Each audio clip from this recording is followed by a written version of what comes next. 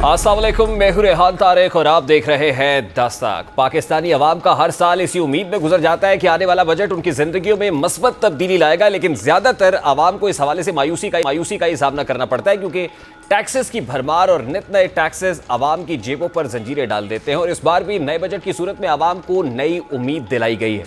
हमेशा की तरह आज भी हुकूमत ने ईवान में ऑपोजिशन के शोर शराबे में आइंदा माली साल 2024-25 के लिए 18,000 अरब रुपए से जायद का वफाकी बजट पेश कर दिया है।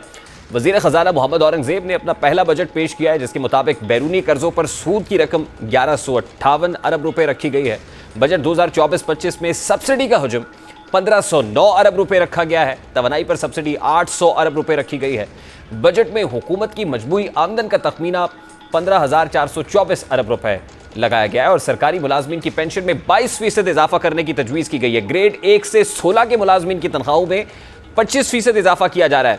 मोहम्मद औरंगजेब ने कहा कि कम अज़ कम माहाना तनख्वाह 32,000 से बढ़ाकर 36,000 करने की तजवीज़ है। एक्साइज ड्यूटी से आमदनी का तखमीना 672 अरब रुपए, सेल्स टैक्स से आमदनी का तखमीना 3855 अरब रुपए, कस्टम ड्यूटी से आमदन का तखमीना 1296 अरब रुपए, टैक्सेस के अलावा आमदन का तखमीना 2011 अरब रुपए, पेट्रोलियम लेवी से वसूली का तखमीना 1080 अरब रुपए, गैस इंफ्रास्ट्रक्चर सरचार्ज से वसूली का तखमीना 78 अरब रुपए रखा गया और बजट में बरामदात का हदफ 32.7 अरब डॉलर्स का हदफ रखा है। दरामदात का हदफ 58 अरब डॉलर्स, तरसीलात ज़र का हदफ 30.6 अरब डॉलर्स और माली खसारे का तखमीना 9600 अरब रखा गया है। इस बारे में जो पर्टिकुलरली अगर बजट की आउटलुक को देखा जाए और आज की वज़ीर ख़जाना की जो तकरीर है, जो बजट तकरीर है, उसको देखा जाए तो इन्फ्लेशन के हवाले से जो नंबर्स आए हैं और क्या फोरकास्टिंग है, मोहम्मद औरंगजेब साहब क्या कह रहे हैं, झलक आपके सामने रखता है। कबर अफरात ज़र 38% तक पहुँच गया था, जबकि फूड इन्फ्लेशन 48% थी। कम आमदन वाले तबके को शदीद मुश्किलात का सामना था कि बेहतर मुआशी हकमत अलमी के नतीजे में महंगाई में नुमायाँ कमी आई है। मई 2024 में कंज्यूमर प्राइस इंडेक्स 11.8% था, जबकि फूड इन्फ्लेशन सिर्फ 2.2% थी। हुकूमत ने महंगाई को सिंगल डिजिट तक लाने के लिए अनथक मेहनत की है और हम इन कोशिशों को जारी रखेंगे। अब दूसरी तरफ हुकूमत ये समझती भी है कि जो महंगाई है उसकी निस्बत से जो तनख्वाहें हैं, जो इनकम वाला तबका है, सैलरीड क्लास है, उसकी तनख्वाहों में इजाफा भी होना चाहिए। और अच्छी खबर सरकारी मुलाजमीन के लिए कि तनख्वाहों में 25% इजाफा हो रहा है। पेंशनर्स के लिए अच्छी खबर यह है कि उनकी पेंशन्स में इजाफा किया गया है। पेंशनर्स के हवाले से क्या कहा है, ज़रा वो भी आपको दिखाते हैं।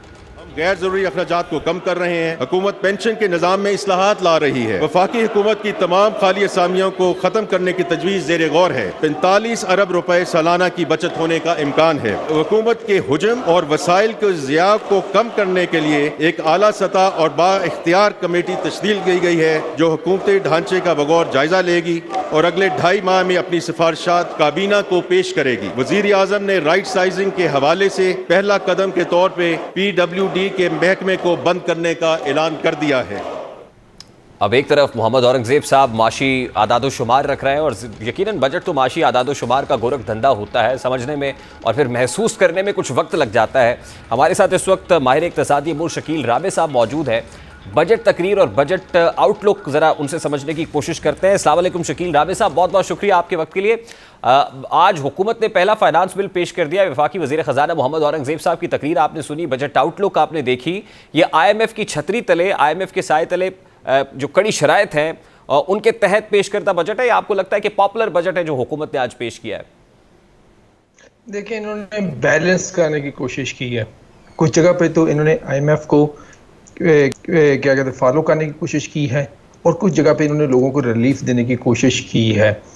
अब अगर देखना हमें ये है कि ये जो इन्होंने प्रॉमिसेस किए हैं लोगों से, उसका यानी कि रियल टर्म में क्या होता है। अब यानी कि जब डेफिनेट बात है तो अभी पता चले ना कि कुछ महीनों बाद, यानी 1-2 महीने बाद पता चलना शुरू हो जाएगा कि जो इन्होंने प्रॉमिसेस किए थे क्या वो फुलफिल हो रहे हैं कि नहीं हो रहे हैं। अगली सतह पर देखें तो इन्होंने गवर्नमेंट के मुलाजमीन की तनख्वाहों में इजाफा कर दिया है, रिटायर लोगों की पेंशन में इन्होंने इजाफा किया है और ये कोई इन्होंने कहा जनाब कि हम कोशिश कर रहे हैं कि बिज़नेस एनवायरनमेंट को इम्प्रूव किया जाए। अब बिज़नेस एनवायरनमेंट कैसे इम्प्रूव होगा ये हमें अभी पता चलेगा जब इनकी इस्लाहात को ये आगे लेके चलेंगे। मगर देखिए, उसमें 1-2 चीज़ें जो अहम है जो हमें अभी नज़र रखनी है। हमारा जो कि कर्ज देने का जो कि हमारा इंटरेस्ट पेमेंट और कर्ज पेमेंट है वो बहुत ज़्यादा है। अभी आप देख रहे हैं 9 ट्रिलियन के इर्द गिर्द इन्होंने बात की है कि हमें कर्ज वापस करना पड़ेगा। अगर टोटल 18 ट्रिलियन में से हमें आधा हमारा कर्ज में निकल जाएगा तो हमारे पास पीछे जो कि बचता है वो बड़ा कम बचता है। और इसी में अगर हम देखें तो हमारा जो कि बजट जो कि पहले एस्टिमेट्स आ रहे थे अराउंड अबाउट 12 ट्रिलियन का, उन्होंने कहा था हमें टैक्स रेवेन्यू या दूसरा रेवेन्यू हमने इकट्ठा करना है। इसका मतलब बजट में फिर डेफिसिट होगा।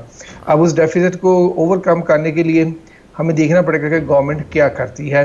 अच्छा रावे साहब, अब वन बाय वन चलते हैं ना। अब जो आईएमएफ मुतालबा करता है वो तो ये कहता है कि आप सैलरीड क्लास के ऊपर भी टैक्स लगाएं, इनकम टैक्स इंपोज करने की बात की। एक तरफ आपने सरकारी मुलाजमीन की तनख्वाहों में इजाफे का वादा कर लिया कि वफाकी हुकूमत 25% इजाफा करेगी ग्रेड 1 से ग्रेड 16 तक के मुलाजमीन की तनख्वाहों में, और आगे फिर बतदरीज यानी 20% का इजाफा होगा। लेकिन दूसरी तरफ जो इम्पॉर्टेंट चीज़ है कि एक तो इनडायरेक्ट टैक्सेशन है, आप जीएसटी को 19 से 20% पर ले जाए, और फिर जो इनकम क्लास है उसकी जो इनकम टैक्स है उसकी रेशो को इंक्रीज कर दें, तो क्या वो प्रोपोर्शनेट होगा? उससे कोई फ़ायदा होगा? फिर इन्फ्लेशन अपनी जगह पर मौजूद है तो इससे कोई फ़ायदा होगा, नंबर 1।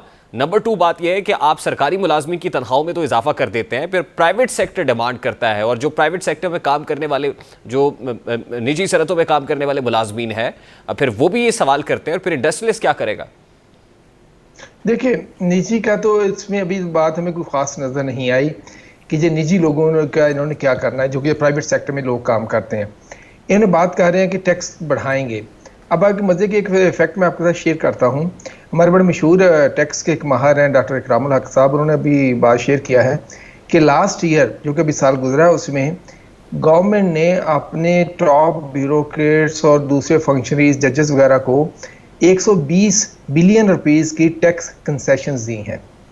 इमेजिन करें कि आप एक तरफ अपने यानी कि टॉप लोगों को इस तरह नवाजते हैं, दूसरी तरफ आप बात कर रहे हैं कि टैक्स बढ़ा दें। भी टैक्स किस पे बढ़ाएंगे? फिर आप एक तरफ आप कंसेशंस को बढ़ा रहे हैं, दूसरी तरफ आप कहते हैं जनाब टैक्स बढ़ा दें। टैक्स का मतलब यह है कि कॉमन सिटीजन पे बढ़ेगा ना, कॉमन सिटीजन उसमें मरेगा। अभी भी ये हो रहा है ना।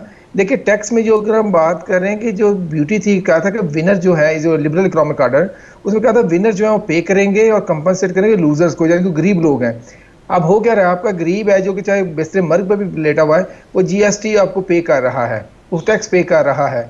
और जो दूसरे जाके आपके यानी कि जो ऊपर का उमरा का तबका है उसमें आप देखेंगे आप उनको बहुत सारी सब्सिडीज देते हैं। जी जाहिर है, मतलब इनडायरेक्ट टैक्सेशन तो ये नहीं देखेगी कि वो प्रिविलेज क्लास है, वो एलीट क्लास है, या फिर वो अंडर प्रिविलेज क्लास है। इनडायरेक्ट टैक्सेशन तो सबके ऊपर लागू होगी। मैं ये बात करना चाहूँ जो आपके उमरा का तबका है, उनकी ऑफशोर कंपनियां हैं। आप देखते हैं, आप अभी भी जो लीक्स आई हैं, दुबई लीक्स की बात कर लें, इससे पहले की बात कर लें, सबका पैसा बाहर पड़ा है। उनको क्या टैक्स क्या प्रॉब्लम? पाकिस्तान में टैक्स ज़्यादा हो कम हो उनके लिए तो कोई मसला ही नहीं है। मसला तो उन लोगों का है कि जिन्होंने मिडिल क्लास की बात करते हैं या जो छोटा तबका, ताजर तबका है, उनका मसला है, जिनको ये सारा जो कि टैक्स कंपनसेट करना पड़ता है। अब जो बड़ी कंपनियां होती हैं वो एक तरफ तो वो सब्सिडीज लेती हैं बहुत ज़्यादा। मतलब टेक्सटाइल ने कितनी सब्सिडी लेके आगे ली हुई थी। इस तरह हर 100 बिलियन स्पीड की आप हर साल उसको सब्सिडी देते हैं। जिस तरह आप सब्सिडी नहीं देते वो कहते हैं हमारी ग्रोथ नेगेटिव होगी, इस साल देख लो उनकी नेगेटिव ग्रोथ आ गई है। जब इनको पैसा मिलता है तो ये बाहर चले जाते हैं। देखिए, अब जब तक आप ये फंडामेंटल फ्लॉ नहीं सेट करेंगे तब तक आपका टैक्स भी नहीं बढ़ेगा। एक चीज़। दूसरा, एक पढ़ी लिखी सी बात है जो कि हमारे लोगों को शायद समझ नहीं आ रही, कोई भी मुल्क जो है सिर्फ टैक्स रेवेन्यू पे नहीं चलता, आपको टैक्स और नॉन टैक्स रेवेन्यू में बैलेंस क्रिएट करना पड़ता है। हमारे यहाँ क्या हो रहा है कि बस टैक्स पे बनाना है, टैक्स बढ़ाना है। भी आपका जो कि नॉन टैक्स रेवेन्यू कहाँ से आएगा? उसके सोर्स होते हैं आपकी स्टेट और इंटरप्राइजेस। उनकी आपने वो बुरी हालत की है कि अब हर बंदा कहता है उनको बंद कर दो। हालांकि यही जो स्टेट और इंटरप्राइजेस हैं ये प्रॉफिटेबल हो सकती हैं अगर हम इनको इकोनॉमिक रिएक्शन से चलाएं। इनका सबसे बड़ा मसला ये है कि इसमें वीक गवर्नेंस है। वीक गवर्नेंस की वजह से यहाँ एक बंदा चाहिए था, वहां हमने 5 बंदे रखे हुए हैं पीआईए में, बल्कि 10 नहीं। लेकिन अभी तो स्टेट तो अभी तो प्राइवेटाइजेशन की बात कर रही है ना, और वो ये कह रहे हैं कि यही तो बात है। इवन देखिए उसमें 2 चीजें हैं। रामे साहब कथा कलामी के लिए माजरत कि उसमें वो प्रॉफिटेबल है या नॉन प्रॉफिटेबल है, वो दोनों की प्राइवेटाइजेशन की बात कर रही है। हत्ता कि मोहम्मद औरंगजेब साहब ने तो ये भी कहा कि नेशनल बैंक ऑफ पाकिस्तान को भी प्राइवेटाइज किया जा सकता है, नो मैटर व्हाट। वो अभी तो प्रॉफिट में है लेकिन वक्त आया तो वो भी प्राइवेटाइज हो सकते हैं। तो इसमें कोई स्ट्रेटेजिक इदारा नहीं है। देखें, ये बात नहीं है कि जो बात फिर मैं कहूँगा, आपने औरंगजेब साहब की बात की है, हमने आर्थोपेडिक्स डॉक्टर को कह दिया आप न्यूरो सर्जरी करें, एक बैंकर को कह दिया कि वो इकानमी चलाए, तो इस तरह की बातें तो होंगी। अब देखें, जो कि आप बात कर रहे हैं कि स्टेट और इंटरप्राइजेस की, उसमें मसला क्या है? गवर्नेंस का, कि जब मैंने पहले बात कहा था एक बंदे की जगह आपने वहां 10 बंदे रख दिए हैं। गवर्नेंस कहां से आती है? गवर्नमेंट से। इसका मतलब गवर्नमेंट की इनकम्पिटेंसी है। आप उस इनकम्पिटेंसी की सजा लोगों को क्यों देना चाहते हैं? एक चीज। दूसरा, जब आपका बिजनेसमैन कंसेशन मांगता है, अगर गवर्नमेंट के पास कोई और रेवेन्यू का तरीका ही नहीं है टैक्स के अलावा, तो गवर्नमेंट कहां से कंसेशन देगी बिजनेसमैन को? या तो फिर उसको यही करना पड़ेगा कि लोगों पे और टैक्स लगा दे, कॉमन लोगों पे, आम शहरियों पे, और बिजनेसमैन को कंसेशन दे दे। अगर स्टेट एंटरप्राइजेज आपको परफॉर्म करती हैं तो आपके पास रेवेन्यू होते हैं। मतलब आपको बात बताता हूँ, अब ये कोविड-19 आया था तो अमेरिका को पैसे प्रिंट करने पड़े, हालांकि अमेरिका दुनिया की सबसे बड़ी इकोनॉमी है। उसमें क्योंकि उनके स्टेट एंटरप्राइज का हिस्सा बहुत कम है। उसके अगेंस्ट चाइना को देखें, अभी भी 29 से 32% के दरमियान उनका जो जीडीपी है वो स्टेट और एंटरप्राइजेस से आता है। और दुनिया में जानिए अभी जो कि चाइना को कामयाबी की या इकोनॉमी की एक मिसाल माना जाता है कि उन्होंने कैसे यानी कि बिल्कुल एक छोटे दर्जे मुल्क को दुनिया की दूसरी बड़ी पावर बना दिया है। अब इसमें देखिए उनका हिस्सा कितना स्टेट एंटरप्राइजेस का, अभी जो 29 से 32 है, पीछे जाके देखें तो इससे भी ज्यादा था। ठीक, हम ये चीज नहीं समझ पा रहे हैं। हम बस कह रहे हैं प्राइवेट कर दो भी। जब प्राइवेट किया आपने, सारा कुछ प्राइवेट को दे दिया, आपने आईपीपीज की शक्ल में आपने एनर्जी का हाल देख लिया। इसी प्राइवेट सेक्टर ने आईपीपीज में सर्कुलर इफेक्ट क्रिएट किया जिसने हमारी पूरी इकोनॉमी की यानी कि चूल्हे हिला के रख दी हैं। ये हमारे प्राइवेट सेक्टर का बिहेवियर है कि जब उसको प्रॉफिट नजर आता है वो कोई परवाह नहीं करता, मुल्क जाता है बाहर। अच्छा रामे साहब, अब आज लास्टली वेरी क्विकली, अब आज जो बजट वफाकी हुकूमत ने दिया है, जाहिर है वफाकी हुकूमत के पास जो है ना वो जो मार्जिन है वो बहुत कम होता है, खासतौर पे एनएफसी अवार्ड के बाद, 18th अमेंडमेंट के बाद सूबे तो मराद दें या तनख्वाहों में इजाफा करें, उनके पास शायद इतना विंडो या रूम अवेलेबल होता है। अब वफाक का एक बहुत बड़ा प्रॉब्लम है कि जाहिर है कि अगर आप 25% तनख्वाहों की बात कर रहे हैं तो फिर दूसरी तरफ रेवेन्यू जनरेशन कैसे है? अब क्या फिर ऑस्टेरिटी मेजर्स, आपको तो फिर बड़े कठिन और कड़े ऑस्टेरिटी मेजर्स लेने पड़ेंगे, तो क्या इसके लिए वफाकी हुकूमत आपको तैयार दिखाई देती है? देखिए अभी क्या करेंगे? अगर सारा कुछ आपने प्रोविंसेस को दे देना है तो फिर फेडरल क्या करें? आपने एक तरफ तो उसकी जगह उसके जो यूरिडिक्शन में आती थी state enterprises non tax revenue, आप उसको भी खत्म करने की कोशिश कर रहे हैं। दूसरा जो है डिवाइजर पूल है उसको बढ़ा के आपने साथ सूबों को दे देना है। बहुत बहुत शुक्रिया शकील रामे साहब। मुझे मुख्तसर सा वक्फा लेना है, अज़ान मगरिब का वक्फा होगा, ब्रेक के बाद जब वापस आएंगे तो आज एक पॉलिटिकल एस्पेक्ट भी है क्योंकि पहला अहम दिन था इस हुकूमत के लिए। हुकूमत की तश्कील के बाद आज पहला फाइनेंस बिल था और पहले ही दिन एक बड़ा संगी मील अबूर करना भी हुकूमत के लिए था। चैलेंज था पीपल्स पार्टी को ईवान में लेके आना, इसमें हुकूमत कामयाब हुई या नहीं, बात करेंगे इस ब्रेक के बाद। हमारे साथ रहिए।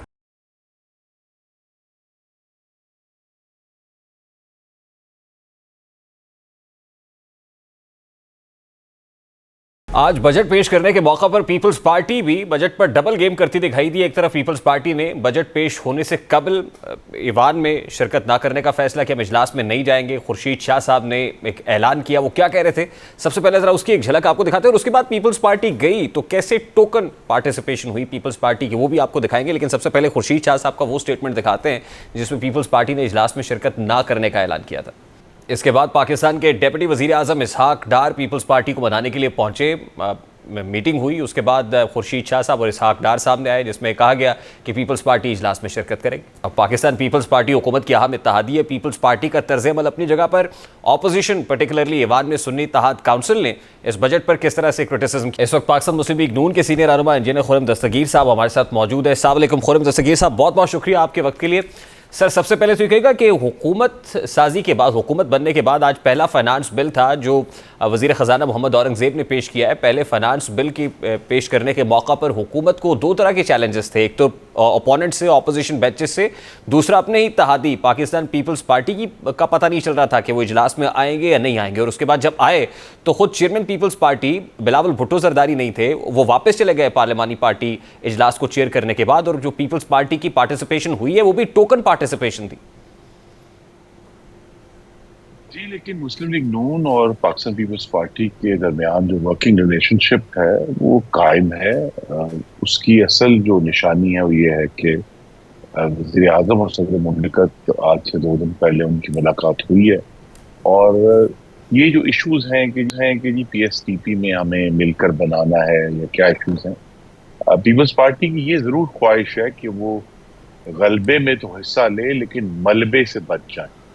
लेकिन जब आप हुकूमत का हिस्सा होते हैं, आपने मुल्क के जो आला तरीन आईनी ओहदे हैं वो पाकिस्तान पीपल्स पार्टी के पास हैं। तो लिहाजा उनको इन जो जिम्मेदारियां हैं, जो मुश्किलात हैं, उसमें भी अपनी जिम्मेदारी लेनी पड़ेगी। तो वो उनकी कोशिश तो ये होती है कि वो सिर्फ गलबे में हिस्सा लें और मलबे से बच जाएं, लेकिन ये आज का जो बजट है जो एक और मुश्किल तरीन हालात में बनाया गया और उसमें उसको क्राफ्ट किया गया, तो बहरहाल इसकी जो प्रेजेंटेशन है और इसके जो सारे मुज़मरात हैं वो तो मेरे ख्याल में उनकी तवक्कुआत से बहुत बेहतर हैं। इसमें पाकिस्तान के अवाम पर कोई गैर मामूली बोझ नहीं डाला गया और ख़ास तौर पे जो इनकम सपोर्ट प्रोग्राम है उसको दोबारा वो तकरीबन 650 अरब रुपए तक जा रही है, उसकी इस साल की जो एलोकेशन है। तो बहुत सारे मामलात में बजट में वजीर खजाना ने जी खुर्रम दस्तगीर साहब, as far as budget is concern तो बहुत सारे प्रोमिसेस हैं, बहुत सारी कमिटमेंट्स हैं जो हुई हैं। अब देखना ये कि काबिल अमल कितना होता है, लेकिन हुकूमत तो दो धारी तलवार पर खड़ी है। ऑपोजिशन तो एहतजाज कर ही रही है, टफेस्ट ऑपोजिशन है, लेकिन खुद हुकूमती इत्तेहादी ये बहुत सिंबॉलिक था जो ग्लिम्पसेस हमने आज देखे हैं कि पहला ही सगे बिल अबूर करना हुकूमत के लिए मुश्किल हुआ था। आने वाले दिनों में अगर कोई कानून साजी करनी है और इत्तेहादी अगर नहीं आएंगे तो कोरम पूरा नहीं होगा, तो कितना बड़ा मुश्किल हो जाएगा आने वाले दिनों में नून लेड कोलिशन गवर्नमेंट के लिए गवर्नमेंट करना। जी मेरे ख्याल में जो बुनियादी सोच है जमहूरियत और आइन को कायम रखने की, वो मुस्लिम लीग नून और पीपल्स पार्टी में बड़ी मुस्तहकम है। तो अगर आज कोई ऐसा इश्यूज क्रिएट हुए हैं और जब भी वसाइल की तकसीम का मामला आता है तो पार्टियों में ज़रूर इख्तलाफात होते हैं, लेकिन आने वाले दिनों में मुझे ये तवक्को है कि जब अगले हफ्ते से बजट पर बहस का आगाज़ होगा और इस पूरे हफ्ते में भी 7 दिन है अगली जो डिबेट होनी है, उसमें राब्ते हुकूमती वज़रा करेंगे। जिस तरह आज इसहाक डार साहब ने जाकर बात की तो वो मना लाए। तो यही एक तरीक़ेकार है कि अपने इत्तेहादियों को मुकम्मल एतमाद में लेकर और उन्हें ये भी बावर कराना है कि ये वफाकी हुकूमत इस वक्त चलाना सूबाई हुकूमतों के मुकाबले में इंतहाई मुश्किल है, क्योंकि सूबाई हुकूमतों के पास तो सिर्फ उन्होंने मुख्तलिफ जो आवाम की जो खिदमात हैं उस पर पैसे खर्च करने हैं, तालीम पर, सेहत पर, अमन व अमान पर, इंफ्रास्ट्रक्चर पर। लेकिन वाकई हुकूमत के ऊपर ये तमाम जिम्मेदारी है कि उन्होंने रेवेन्यूज रेज भी करने हैं, उन्होंने दिफा की जिम्मेदारी भी उठानी है। और जो एक बहुत बड़ा इशू है जिसके ऊपर कम तवज्जो दी गई लेकिन वज़ीर ख़ज़ाना ने जिक्र किया कि सिर्फ जो सूद की मद में अदायगी है वो गालिबन इस बजट का सबसे बड़ी मद है 9,775 अरब रुपए, जो कि अगर आप उसका मुवाजना करें, वज़ीर ख़ज़ाना ने कहा कि दिफा की मद में 2122 अरब रुपए रखे गए हैं। तो ये तकरीबन 450 गुना इस वक्त हमारे कर्जों की अदायगी है। तो इसलिए ये एक बहुत बड़ा चैलेंज है जिसने वाकई हुकूमत के बजट को बिल्कुल स्क्वीज कर दिया, फिस्कल स्क्वीज। तो लिहाजा इसमें पीपल्स पार्टी को भी ये जिम्मेदारी उठानी होगी कि वो इस स्क्वीज के दरमियान में से एक रास्ता निकाल रहा है पाकिस्तान के अवाम की बेहतरी का। और इस बजट में गालिबन सबसे अच्छी बात वो है जो बजट की दस्तावेज का हिस्सा नहीं है कि इस हुकूमत ने और अल्लाह ताला के करम से महंगाई जो है उसमें जो कमी आई है वो पाकिस्तान के अवाम के लिए सबसे बड़ा रिलीफ है। ठीक, खुर्रम दस्तगीर साहब, प्रिंसिपल ये बात दुरुस्त है कि वफाकी हुकूमत के लिए मुश्किल बात है, क्योंकि वफाकी हुकूमत के पास फिस्कल स्पेस कम है। पर्टिकुलरली 18th अमेंडमेंट के बाद और NFC अवार्ड के बाद सूबे तो अपने तौर पर कर सकते हैं बहुत सारी चीज़ें, वफाक के हाथ पाँव बधे हुए होते हैं। लेकिन as far as Peoples Party is concern अहम एलाई है, बुनियादी मुतालबा क्या है? क्योंकि कल खबर न जाने फ्लोट कराई गई या फ्लोट हुई, ये खबर सामने आई कि जी पीपल्स पार्टी बजट के बाद कैबिनेट का हिस्सा बनने जा रही है। शायद किसी को सूट करता है ये स्टांस, जब पीपल्स पार्टी से बात करते हैं वो कहते हैं हम तो अपने उसूली मौक़िफ़ पर कायम है कि हमें कैबिनेट के अंदर कोई जगह नहीं चाहिए है। तो बुनियादी तौर पर मुतालबा क्या है पीपल्स पार्टी का, और क्या हुकूमत नून लीग चाहती है कि कैबिनेट में शामिल हो जाए? जी हमारी तो ख्वाहिश है कि वो ज़रूर शामिल हों, और मैं फिर कहूँगा कि गलबे के साथ साथ मलबे की जिम्मेदारी भी उठाएं। लेकिन उनका मुतालबा वही है जो पाकिस्तान के चारों सूबों का मुतालबा है कि हर सूबे की ख्वाहिश ये होती है कि जो फेडरल तरक्याती प्रोग्राम है जो कि इस दफ़ा अगर मैं पढ़ रहा हूँ दुरुस्त तो 1,400 अरब रुपए का है, तो उसमें ज़्यादा से ज़्यादा उनके सूबे का हिस्सा हो। अगरचे आपने नोट किया होगा कि वज़ीर ख़ज़ाना ने अपनी तकरीर में सिंध के 2-3 कलीदी प्रोजेक्ट का जिक्र किया, जिसमें सबसे अहम कराची के लिए जो K4 पानी का प्रोजेक्ट है कराची के शहरियों के लिए, उन्होंने कहा कि हम इसको मुकम्मल करेंगे। तो कोशिश हर सूबे की ये होती है कि PSTP में ज्यादा से ज्यादा उसके प्रोजेक्ट्स की रिफ्लेक्शन हो। तो यही इशू है। और ये जो आने वाले अभी बजट के बाद मुझे तवक्को है कि बजट के मंजूरी में कोई रुकावट नहीं आएगी। तो आने वाले साल में एक बेहतर तरीके से मुशावरत करके जो अगले साल का PST है उसको अभी से उसकी तैयारी इंशाल्लाह हुकूमत करेगी। ठीक sir, lastly and very quickly एक तनकीद हो रही है, सरकारी मुलाजमीन की तनख्वाहों में 25% इजाफा हो गया। अब हम ये बात कर हैविंग सेड दैट कि वफाक के पास कोई बहुत ज़्यादा स्पेस नहीं होती, लेकिन 25% इजाफा हुआ है। वफाक क्या करेगा? ऑस्टेरिटी मेजर्स बहुत सख्त लेगा, इनडायरेक्ट टैक्सेस बहुत बढ़ेंगे, क्या होगा? इससे कतई नज़र जो प्राइवेट सेक्टर है उसमें काम करने वाले लोग और फिर इंडस्ट्रीज़ और ये सब वो भी मुतालबा करेंगे भाई उनके एम्प्लॉयज़ के साथ क्या होगा, और फिर इंडस्ट्री उनकी डिमांड्स कैसे पूरी करेगी?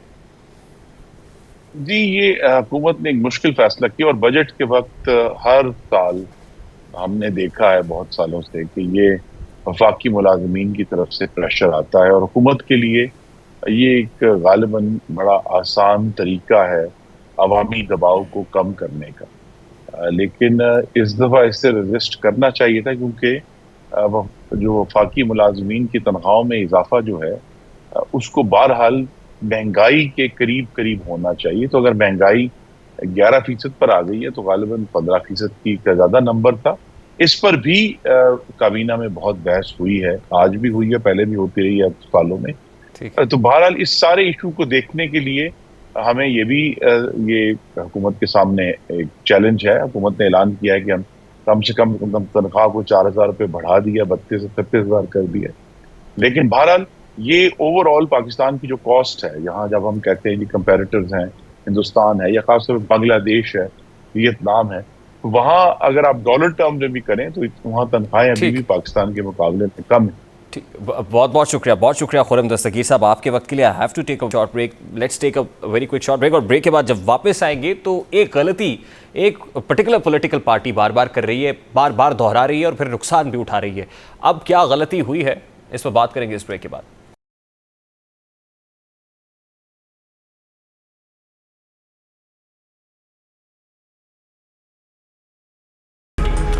गलतियों से सीख कर आगे बढ़ना अजीब इंसान होने की निशानी है, लेकिन इसके लिए शर्त यह है कि गलती पर शर्मिंदगी महसूस हो और दोबारा गलती दोहराने की कोशिश न की जाए। लेकिन अगर तहरीक इंसाफ की बात की जाए तो वो अपनी गलतियों से किसी तौर सबक सीखते हुए नजर नहीं आ रहे, बल्कि ये तासुर उभर रहा है कि PTI जानबूझकर संगीन गलतियां कर रही है। वो आग के शोलों को भड़का रही है।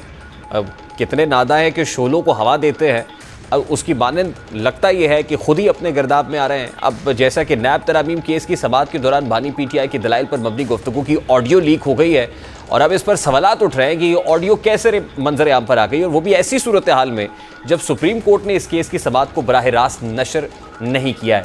ये ऑडियो लीक होने का मामला कोई नया नहीं है। इससे पहले भी बानी PTI की एक तस्वीर वायरल हुई जिसमें बानी PTI के वकील अबूजर सलमान न्याजी भी साथ दिखाई दिए। फिर सुप्रीम कोर्ट की नैब तरामीम के केस की समाअत के दौरान ही बानी PTI की वीडियो लिंक पर बैठे एक तस्वीर वायरल हुई। सवाल यह है कि इस पर कोई एक्शन क्यों नहीं लिया जा रहा। फैसल वोडा और मुस्तफ़ा कमाल पर अदलिया के खिलाफ फर्ज़ ज़राई पर तौहीन अदालत लगने का केस चल सकता है, लेकिन तहरीक इंसाफ की जानिब से की जाने वाली बार बार की तौहीन अदालत पर क्यों एक्शन नहीं लिया जा रहा। बानी PTI के दलाइल की ऑडियो लीक होना यकीनन तौहीन अदालत के ज़ुमरे में आता है, लेकिन ऐसा महसूस होता है कि तहरीक इंसाफ जानबूझकर इदारों के सब्र का पैमाना लबरेज कर रही है, सब्र का इम्तहान ले रही है। PTI के अमल से तो यही जाहिर हो रहा है कि वो जानबूझकर इदारों को इस्ताल दिला रही है ताकि बाद में मजलूमियत का कार्ड खेला जा सके। कानून की धज्जिया उड़ाकर अपने आप को बंद करने की ख्वाहिश सिर्फ तबाही के रास्ते पर ही लेके जा सकती है। और सवाल तो ये भी है कि क्या 9 मई पार्ट 2 की तैयारी की जा रही है, वो हमूद रहमान कमीशन रिपोर्ट के ऊपर प्रोपेगेंडा हो, या अब अदालती अहकामात यानी आयन और कानून को की धज्जिया उड़ाने का मामला हो। क्या 9 मई पार्ट 2 की साजिश हो रही है? इसी सवाल के साथ प्रोग्राम का वक्त अपने इख्तिताम को पहुंचा। आपसे मुलाकात होगी इंशाल्लाह कल। अपना रखिए ख्याल। अल्लाह हाफ़िज़।